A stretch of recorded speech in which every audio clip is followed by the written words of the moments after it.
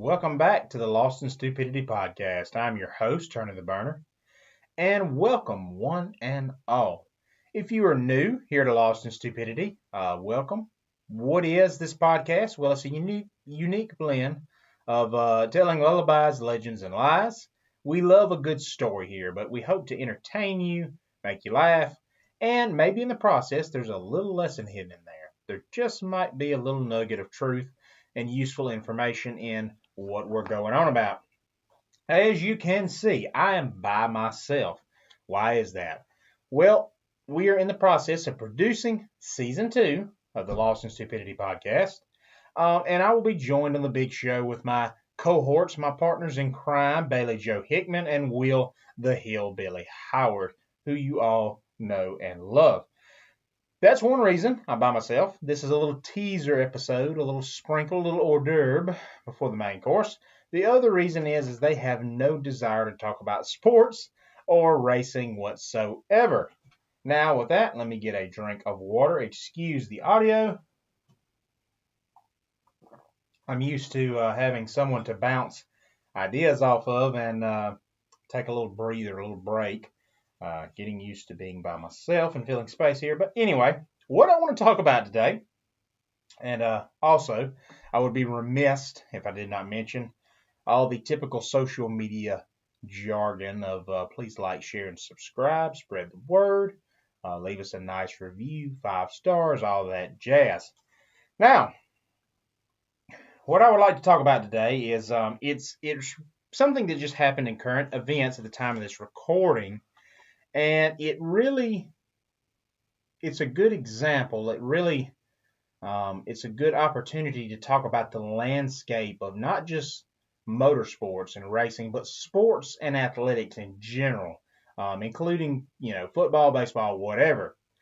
And I'm gonna start with dirt bikes, gonna weave through Formula One and NASCAR, and eventually end up with football. So it's going to be a wild ride, so bear with me. I'm going to go halfway around the world here to get to this. But we're going to start, and I've got notes today, and you know I'm dangerous when I have notes. But let's talk about, at the time of this recording, it is June, the year of our Lord, 2026, and the dust has just settled on the AMA Supercross season. Now, for those who don't know, I love automobiles, I love dirt bikes, motorcycles, I love racing, on top of my other passions like the outdoors and football.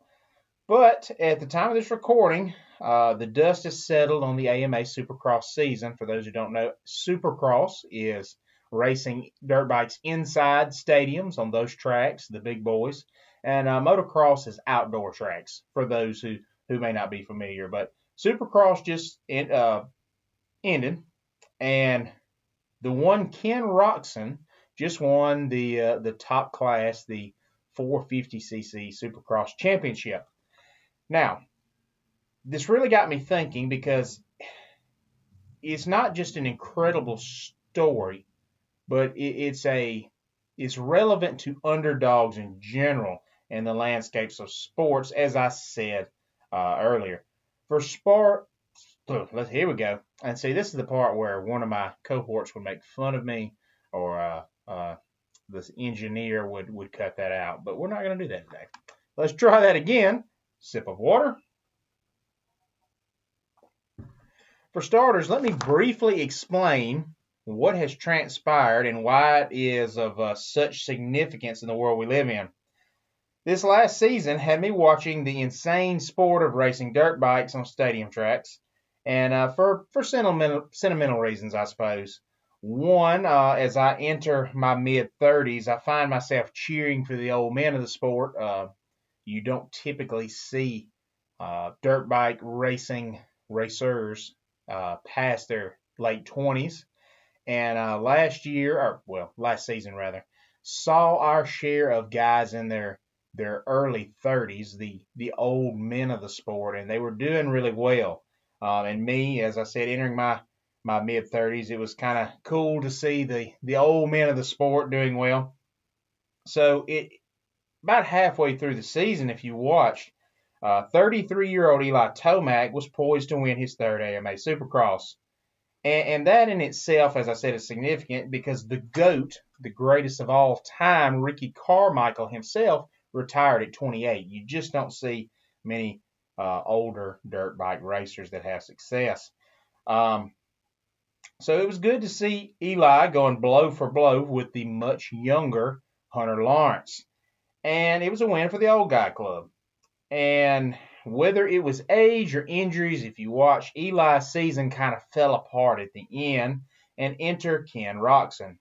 Now, Ken, who is 32 in his own right, would put it together in what would become one of the greatest underdog stories of all time.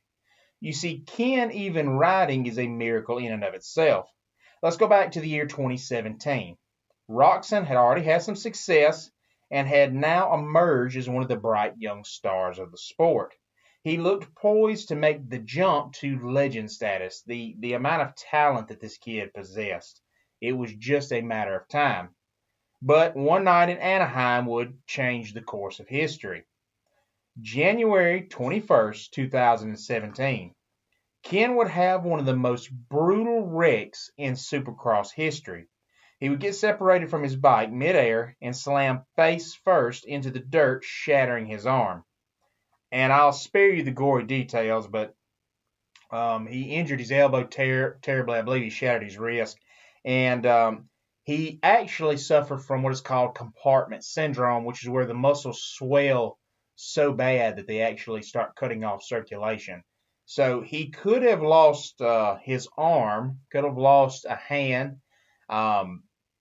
He could have lost his life. He had a really rough time in the hospital. I'll spare you the gory details. He goes into it. He's been interviewed it before on like the Gypsy Tales podcast, who we'll mention later. There's a little teaser.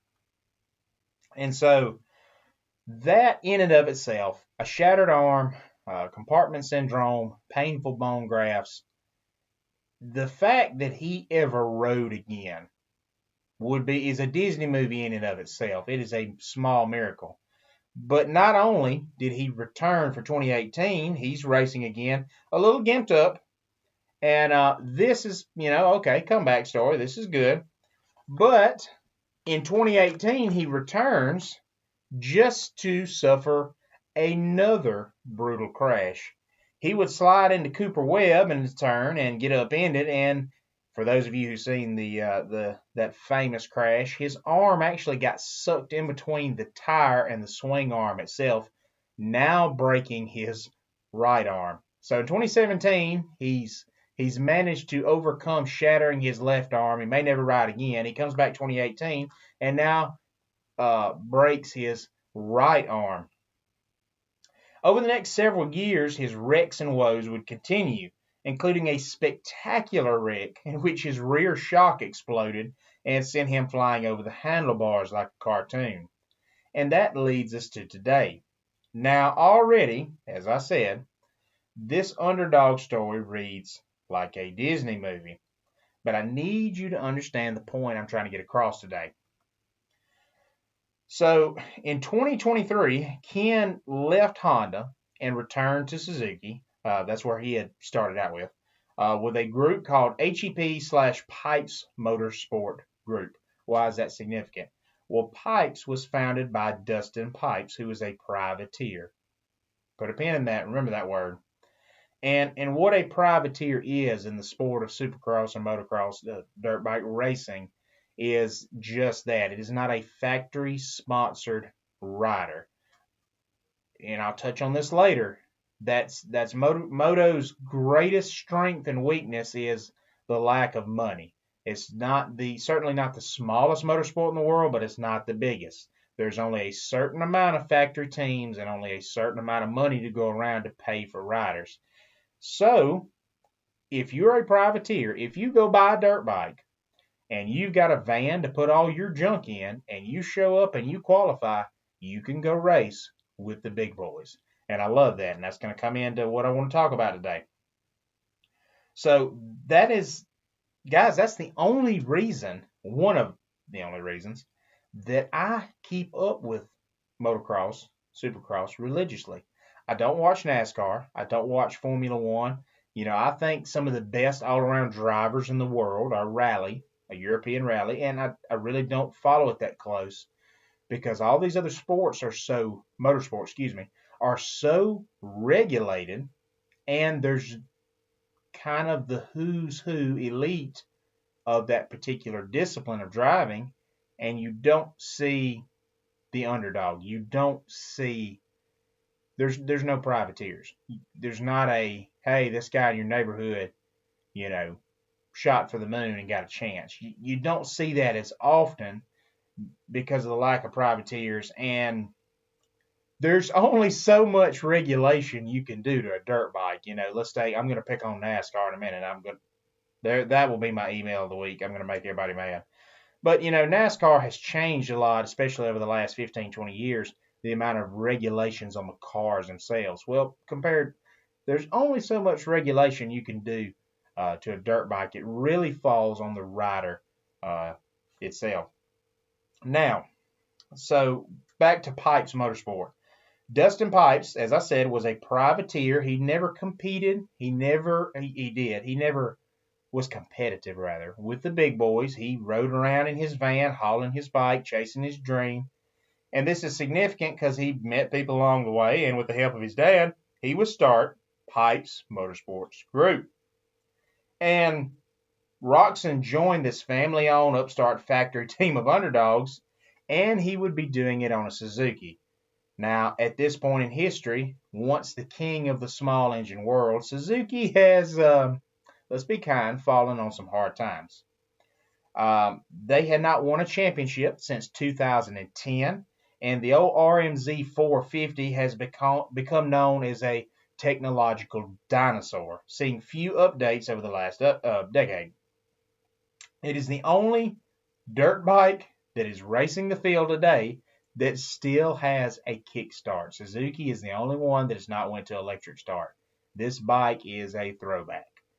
Now, so late last season, when old Kickstart Kenny, the cat with 13 lives, started riding this dinosaur for this small team and started putting together a comeback of overcoming a 31-point deficit in the standings to catch up and eventually beat Hunter Lawrence, you can bet that yours truly, along with a lot of the rest of the world, was standing up and watching this. And everyone will remember the ending. Everyone will remember Kickstart Kenny standing there with his wife and kids, tears in his face. It's finally dawned upon him how this long, brutal journey has finally yielded a Supercross championship. The day I will remember is a few weeks prior. In the pouring rain in Cleveland, the track was an absolute mess in a soup bowl. The much younger, much faster Hunter Lawrence would end up crashing twice in the rain that day, and Ken would ride that beautiful grand old Suzuki to victory. And I will never forget the image of him riding that grand old Suzuki on the back wheel and saluting the crowd before popping a trick while flying over the finish line up on the Jumbotron and looking like the cover of a video game. And it was at that moment that I'm like, he's got it. That was the day, to me, in my mind, he won the championship. The monkey was off his back. Now, this is an incredible story. You get it. It's been said ad nauseum. What a great story this is. Worthy of a movie. But what does this have to do with other sports? I'm glad you asked. This starts some months ago now with another podcast who is far more successful than I, and a gentleman by the name of Jace McAlpine. Now, let me clarify that I'm going to say this over and over. By the facts, purely on the facts and the numbers, McAlpine's right. In a sense. He's wrong. I'm going to disagree. But his facts you can't really argue with. And his point is, what he would go on to say is that privateers are not the backbone of Moto, and that we need to get the privateers out of racing.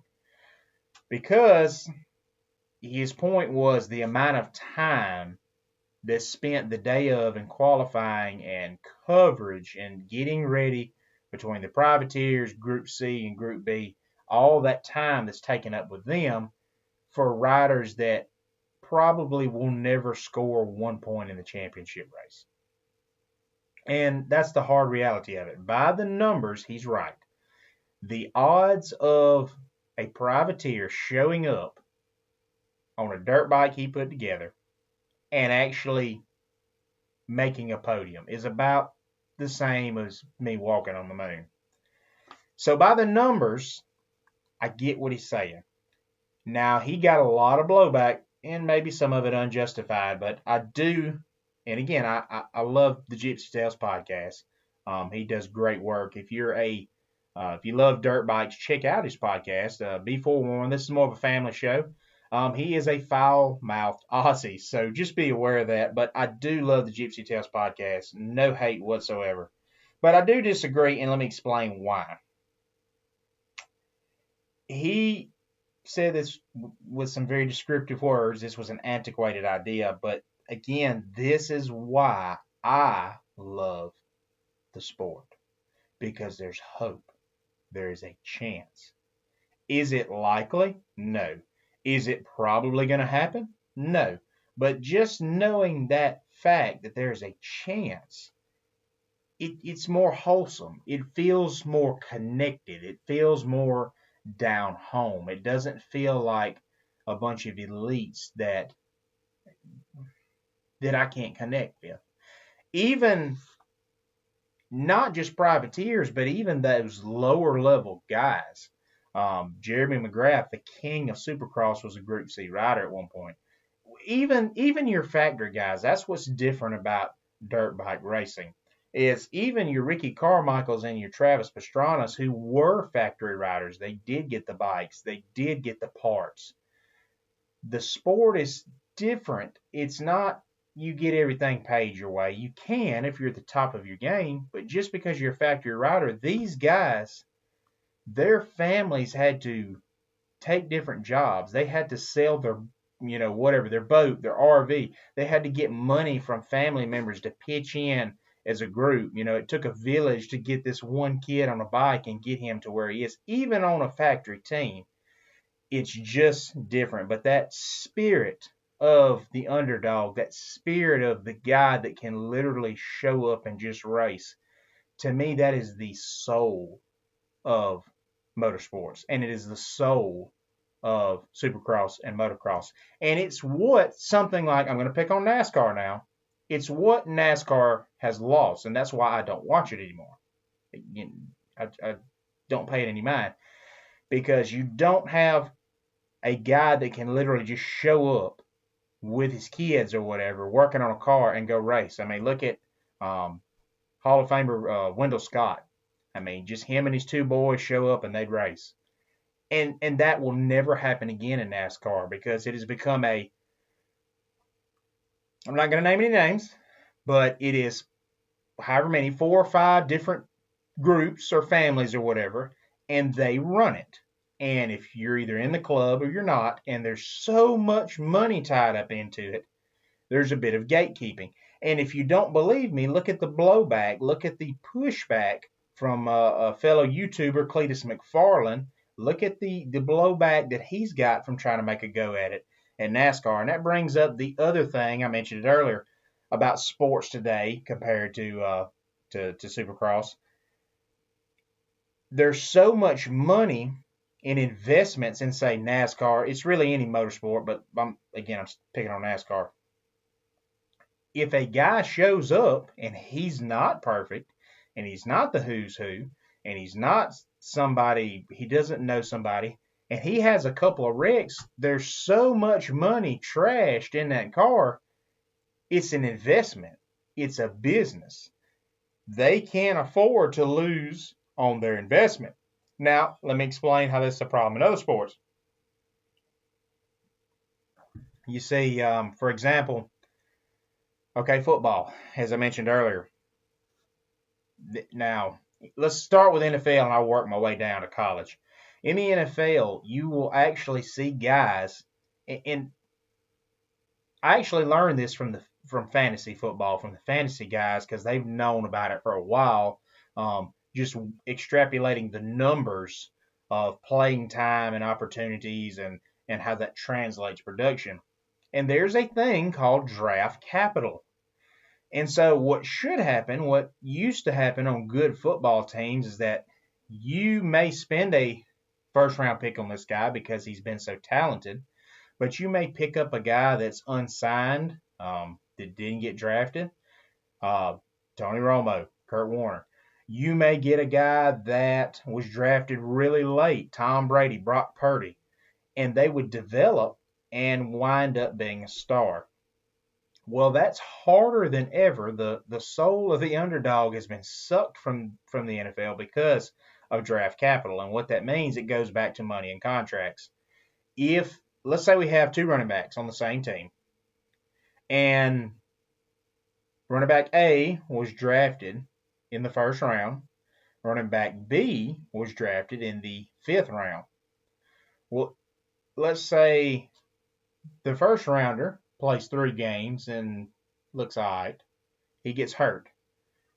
Running back from the fifth round or sixth round, whatever I said, comes in for the same amount of games and just looks like a star.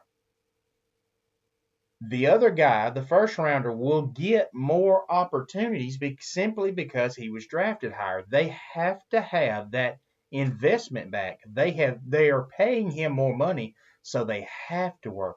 He has to work out. And that's a problem. Once upon a time, let's go back not that long ago, y'all remember a guy by the name of Russell Wilson? Had a pretty good career, I'd say. Been to a Super Bowl or 2. Here's when he first, he was drafted in the 3rd round. And at that time, if you remember, the Seahawks had just signed a former LSU quarterback, Matt Flynn, national champion, a good quarterback in his own right. And they had paid him a shipload of money. But 3rd round pick, Russell Wilson, was more talented. He beat him out in camp, and money be danged, he got the job. And that's the way it should work. That's not the way it does work anymore, more often than not, because there's so much money and we've got so many businessmen running things instead of sports people running things. The sport has become an investment. It's become a stock market. And so they have to have that investment work out. So back to NASCAR.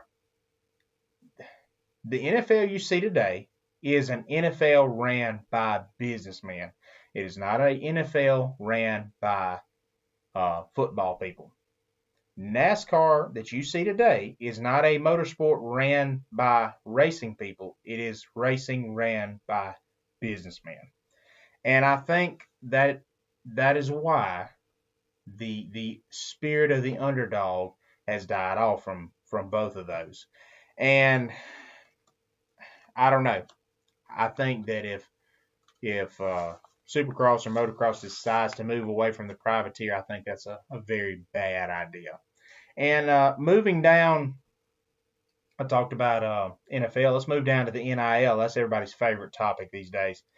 It's the same thing on a not a smaller scale. In some ways it's bigger, but it's the same reason that you get guys in high school for football, baseball, whatever sport that are getting passed over for transfers because the transfers have money involved in them. They have NIL.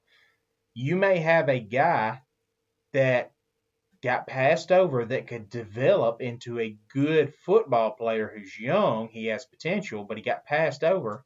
But his spot has now been taken up on a team by a JUCO transfer because there's money involved. We have to have that guy that transferred work out because we're paying NIL money, and we got to make the investors happy. We got to make the fans happy. Okay, so if I have a college football team, let's say that the world has ended and they have put me in charge of the University of Alabama, and I got 2 guys competing for quarterback. I've got Bob over here, and I got Bubba. Well, Bob has transferred from Texas A&M, and we're paying him about $13 million a year. I don't know the numbers. I'm just throwing stuff out there. And then Bob over here like I said, Bubba over here, he's not making really anything. He walked on out of high school, didn't get picked up, and we go to camp. Well, Bubba's a little bit better, might be a lot bit better, and he's really come on. I can't start Bob because then I have to go. Boy, I messed that up. I can't start Bubba because then I have to go to a fan, to an investor, somebody who's contributed to the NIL collective, and I have to go, well, it looks like Bubba's going to be the starting quarterback, and he was a walk-on, really good-looking player. And they're going to look at me and go, yeah, but I spent $13 million on Bob. Why ain't Bob playing? And money and business, as you can see, has killed hope. It's killed the opportunity for an underdog story. And I think that's sad. And I think, yet again, that is why dirt bike racing is awesome. Motocross and supercross, it doesn't play by your rules. It doesn't care about your collectives and your contracts. It just is what it is. So that's all I got to say today. I've rambled quite enough by myself. But please like, share, and subscribe, and please ignore all the racket I'm making in here by myself. But like I said, season 2 is coming up. We're going to have a lot of guests. We're going to have a lot of cool stories to go into with my cohorts. Please like, share, and subscribe. And until next time, God bless, and have a good evening.